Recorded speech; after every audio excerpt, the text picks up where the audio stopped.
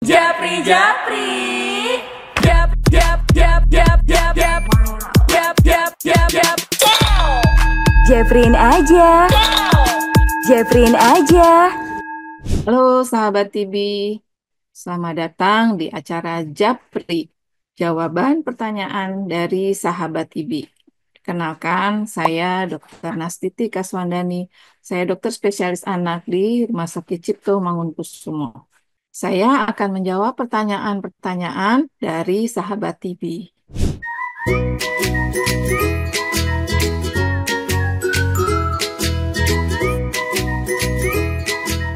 Jadi memang sebetulnya ini forum jawaban pertanyaan dari sahabat TB itu bukan merupakan forum konsultasi antara dokter dan pasien. Karena kalau saya sebagai dokter, kemudian sahabat TB sebagai pasien, tentu data-data yang disampaikan belum memenuhi persyaratan untuk kita bisa mendiagnosis secara tepat. Karena kan lebih baik untuk memeriksa anaknya, kemudian mengevaluasi semuanya. Dokter itu mencurigai ada TB, biasanya ada faktor-faktor lain. Misalnya ada kontak dengan pasien TB yang infeksius atau yang bisa menular. Kemudian dia dilihat lagi pola penambahan berat badannya, kemudian dia lihat lagi gambaran ronsennya dan yang lainnya. Nah, ronsen yang ditampilkan sebetulnya ronsennya menggambarkan adanya bercak-bercak infiltrat tetapi tidak banyak ya. Jadi gambarannya tidak terlalu berat dan bukan merupakan gambaran yang oh ini TB berat seperti miliar, itu tidak ada gambaran seperti itu. Sehingga bercak-bercak itu juga masih mungkin disebabkan oleh penyakit yang lainnya. Tetapi tentunya dokter memiliki pertimbangan tertentu untuk mendiagnosis TB dan meminta untuk meminum obat TB. Nah, itu silakan didiskusikan kembali. Juga ketika misalnya mengalami sakit perut setelah minum obat, itu harus disampaikan apakah bisa diturunkan sedikit dosisnya, ditambahkan vitamin penyertanya, atau cara timing minum obatnya yang diperbaiki. Mungkin itu ya jawaban saya.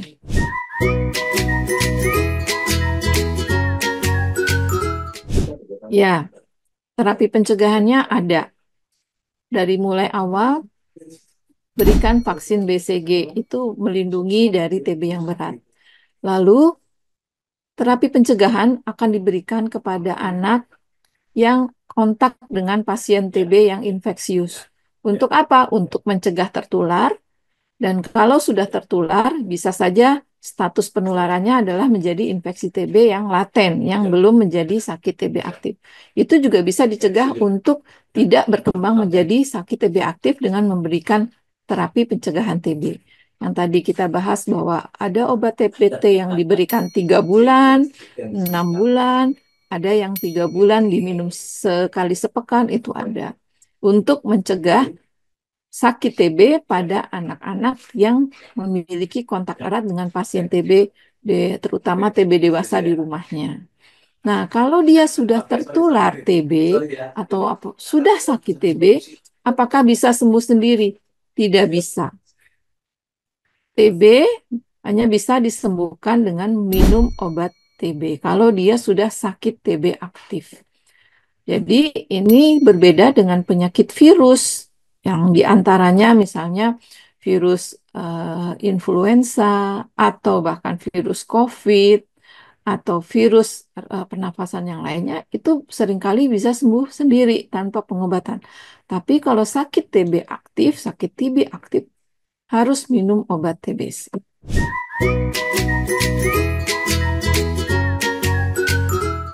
Baik, ini tentang pengobatan TB kelenjar yang sudah berjalan 1 tahun, kemudian dihentikan. Kok orang tua merasa setelah dihentikan berat badannya tidak bertambah, kemudian tak ada benjolan-benjolan lain. Ya, jadi seperti yang tadi dijelaskan bahwa pengobatan TB kelenjar seringkali kelenjarnya tidak hilang 100% ya, seperti semula lagi mulus gitu, tidak ada gerenjel-gerenjel. Tidak, karena seringkali ada gejala sisa yang kita bisa raba dari jaringan parut yang terjadi pasca peradangan. Nah, ketika kemudian dokter mengatakan sudah cukup 1 tahun pengobatan, tapi merasa kok berat badannya stuck. Nah, berarti ada faktor-faktor lain yang harus diperbaiki, mungkin pola makannya, ya. Kemudian harus dicari apakah ada masalah-masalah kesehatan yang lainnya yang menghambat kenaikan berat badan sebagaimana mestinya. Jadi dievaluasi lagi kecukupan makanannya, apakah sudah sesuai. Demikian juga dengan pembesaran. Oh, rasanya kelenjarnya bengkak lagi ya, atau bertambah besar lagi. Nah, ini juga kita tahu bahwa pembengkakan kelenjar atau infeksi pada kelenjar penyebabnya bukan hanya kuman TB, tapi infeksi virus di saluran napas, infeksi bakteri di saluran napas juga bisa menyebabkan pembengkakan kelenjar getah bening di daerah leher. Itu mesti dicari apakah ada infeksi ke arah sana. Jadi bukan semuanya dikaitkan dengan TBC, ya. Nanti jadi stres, nanti kok TB-nya nggak hilang-hilang. Namun, yang penting untuk selalu dikerjakan bahwa ketika ada anak sakit didiagnosis TB, maka kita harus mencari sumber penularannya. Jangan sampai kita mengobati anaknya saja, tapi sumber penularannya tidak diobati dan masih terus menularkan. Nah, ini bisa saja menjadikan anak itu sembuh TB, TB lagi kok.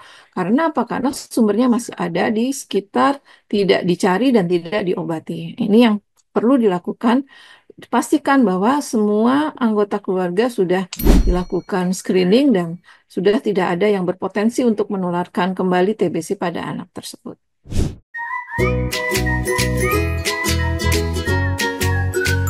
Ya, baik ya. Jadi anak tentunya ada alasannya kenapa dilakukan ronsen. Mungkin waktu itu mengalami demam, batuk, atau gejala yang lainnya sehingga dilakukan ronsen yang dituliskan oleh dokter radiologi. Gambarannya adalah gambaran bronkopneumonia.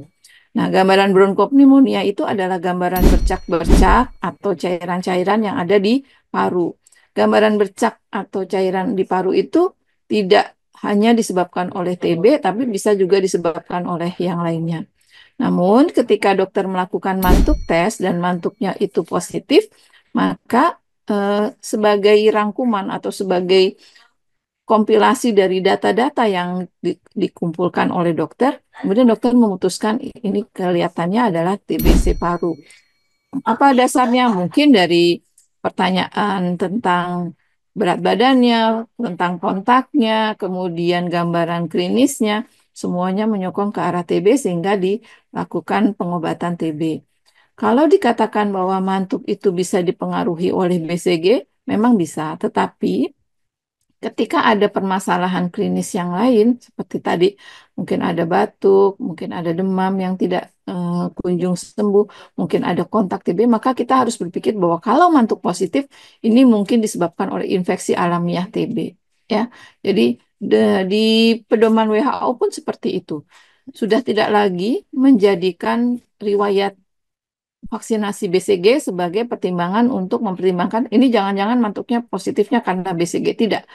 Jadi pedoman WHO sudah menggariskan kalau dia mantuknya positif, yang pertama kali kita pikirkan adalah ini infeksi TB yang memang harus dilakukan pengobatan sesuai dengan status TB-nya.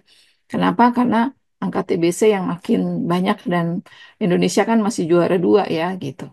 Jadi kita harus berpikir ini TBC. Baik, untuk sahabat TB, jika masih ada pertanyaan yang ingin disampaikan, silakan sampaikan di sini.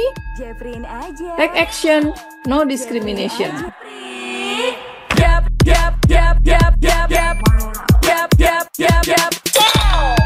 Jeffrey aja. Jeffrey aja.